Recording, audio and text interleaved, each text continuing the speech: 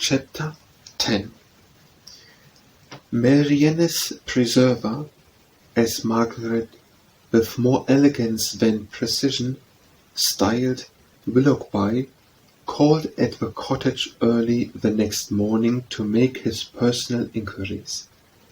He was received by Mrs. Dashwood with more than politeness, with a kindness which Sir John's account of him and her own gratitude prompted, and everything that passed during the visit tended to assure him of the sense, elegance, mutual affection, and domestic comfort of the family to whom accident had now introduced him. Of their personal charms he had not required a second interview to be convinced. Miss Dashwood had a delicate complexion, regular features, and a remarkably pretty figure. Marianne was still handsomer.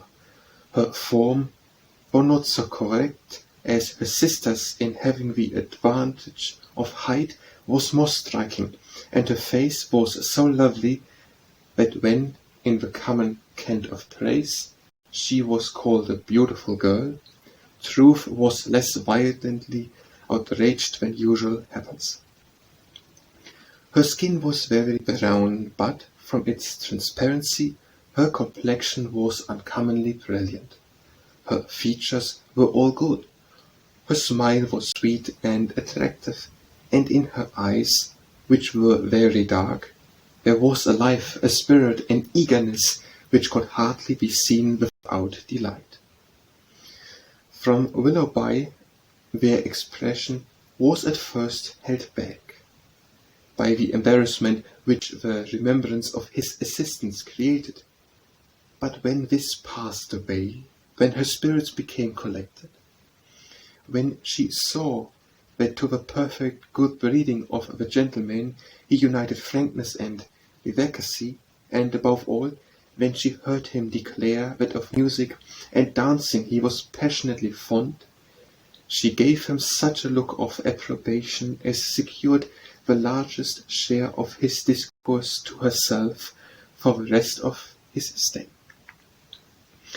It was only necessary to mention any favourite amusement to engage her to talk. She could not be silent when such points were introduced, and she had neither shyness nor reserve in her discussion. They speedily discovered that their enjoyment of dancing and music was mutual, and that it arose from a general conformity of judgment in all that related to either. Encouraged by this to a further examination of his opinions, she proceeded to question him on the subject of books. Her favourite authors were brought forward, and dwelt upon with so rapturous a delight that any young man of 25 must have been insensible indeed not to become an immediate convert to the excellence of such works, however disregarded before. Their taste was strikingly alike. The same books, the same passages were idolized by each, or, if any difference appeared, any objection arose, it lasted no longer than till the force of her arguments and the brightness of her eyes could be displayed. He acquiesced in all her decisions, caught all her enthusiasm, and long before his visit concluded, they conversed with the familiarity of a long-established acquaintance. "Well, Marianne," said Eleanor, as soon as he had left them, "for one morning I think you have done pretty well. You have already ascertained Mr. Willoughby's opinion in almost every matter of importance. You know what he thinks of Cooper and Scott. You are certain of his estimating their beauties as he ought, and you have received every assurance of his admiring Pope no more than is proper. But how is your acquaintance to be long supported under such extraordinary dispatch of every subject for discourse? You will soon have exhausted each favourite topic. Another meeting will suffice to explain his sentiments on picturesque beauty and second marriages, and then you can have nothing further to ask." Eleanor, cried Marianne, is this fair? Is this just? Are my ideas so scanty? But I see what you mean. I have been too much at my ease, too happy to frank. I have erred against every commonplace notion of decorum. I have been open and sincere when I ought to have been reserved, spiritless, dull, and deceitful. Had I talked only of the weather and the roads, and had I spoken only once in 10 minutes, this reproach would have been spared. My love, said her mother, you must not be offended with Eleanor. She was only in jest. I should scold her myself if she were capable of wishing to check the delight of your conversation with our new friend. Marianne was softened in a moment. Willoughby, on his side, gave every proof of his pleasure in their acquaintance, which an evident wish of improving it could offer. He came to them every day. To inquire after Marianne was at first his excuse, but the encouragement of his reception, to which every day gave greater kindness, made such an excuse unnecessary, before it had ceased to be possible by Marianne's perfect recovery. She was confined for some days to the house, but never had any confinement been less irksome. Willoughby was a young man of good abilities, quick imagination, lively spirits, and open, affectionate manners. He was exactly formed to engage Marianne's heart, for, with all this, he joined not only a captivating person, but a natural ardour of a mind which was now aroused and increased by the example of her own, and which recommended him to her affection beyond everything else. His society became gradually her most exquisite enjoyment. They read, they talked, they sang together. His musical talents were considerable, and he read with all the sensibility and spirit which Edward had unfortunately wanted.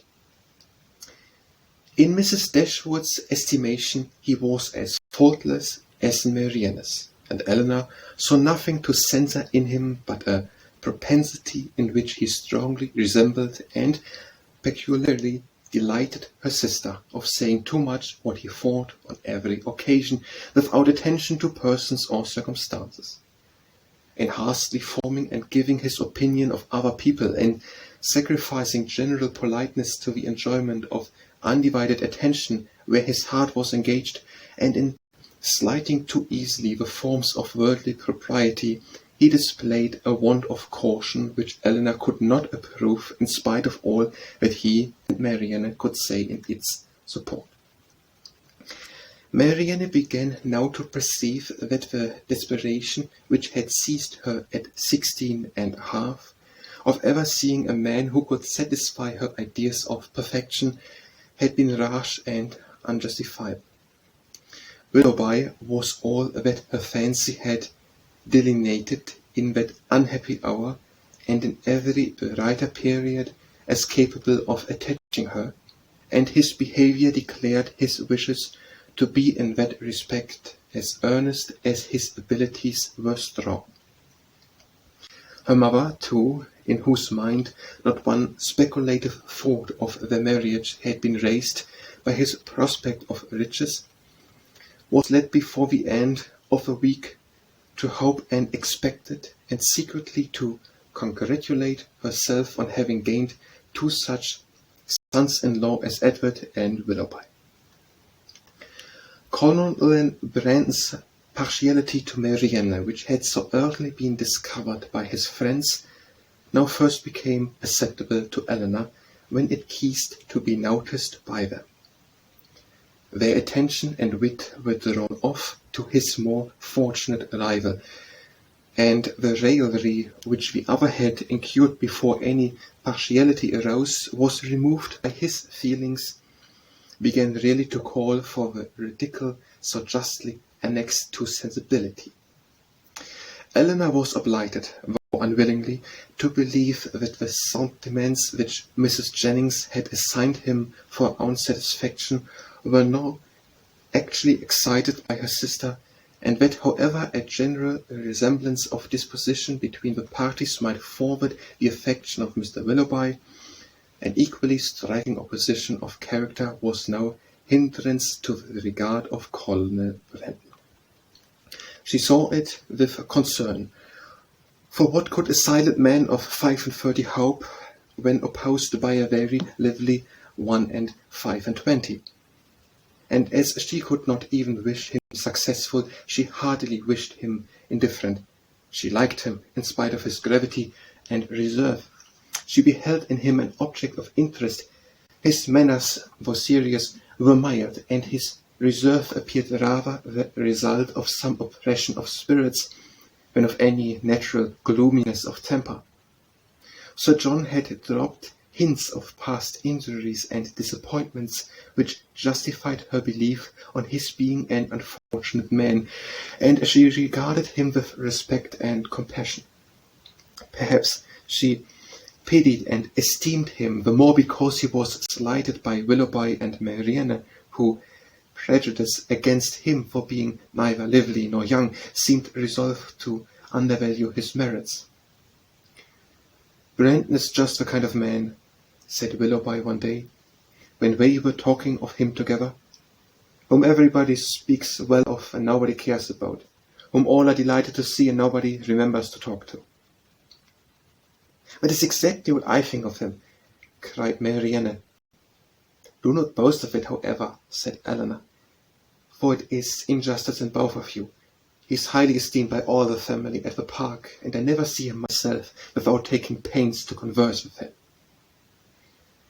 "That he is patronized by you," replied Willoughby, "is certainly in his favour, but as for the esteem of the others, it is a reproach in itself.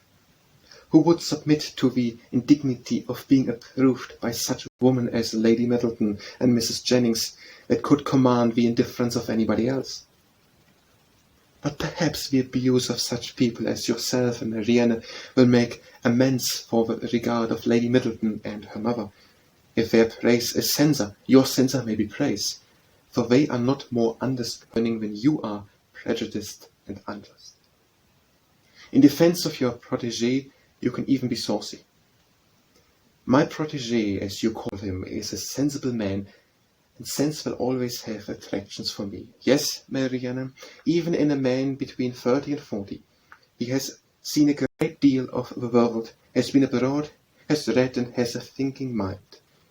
I have found him capable of giving me much information on various subjects, and he has always answered my inquiries with the readiness of good breeding and good nature." "That is to say," cried Marianne contemptuously, "he has told you that in the East Indies the climate is hot and the mosquitoes are troublesome." "He would have told me so, I doubt not, had I made any such inquiries, but they happened to be points on which I had been previously informed." "Perhaps," said Willoughby, "his observations may have acceded to the existence of nabobs, gold moors, and palanquins. I may venture to say that his observations have stretched much farther than your can do, but why should you dislike him?" "I do not dislike him. I consider him, on the contrary, as a very respectable man, who has everybody's good word and nobody's notice, who has more money than he can spend, more time than he knows how to employ, and 2 new coats every year." "Add to which," cried Marianne, "that he has neither genius, taste, nor spirit, that his understanding has no brilliancy, his feelings no ardour, and his voice no expression." "You decide on his imperfections so much in the mass," replied Eleanor, "and so much on the strength of your own imagination, that the commendation I am able to give of him is comparatively cold and insipid. I can only pronounce him to be a sensible man, well-bred, well-informed, of gentle address, and, I believe, possessing an amiable heart." "Miss Dashwood," cried Willoughby, "you are now using me unkindly. You are endeavouring to disarm me by reason, and to convince me against my will. But it will not do so. You shall find me as stubborn as you can be artful. I have 3 unanswerable reasons for disliking Colonel Brandon. He has threatened me with rain when I wanted it to be fine. He has found fault with the hanging of my curricle, and I cannot persuade him to buy my brown mare. If it will be any satisfaction to you, however, to be told that I believe his character to be in other respects irreproachable, I am ready to confess it. And in return for an acknowledgment which must give me some pain, you cannot deny me the privilege of disliking him as much as ever.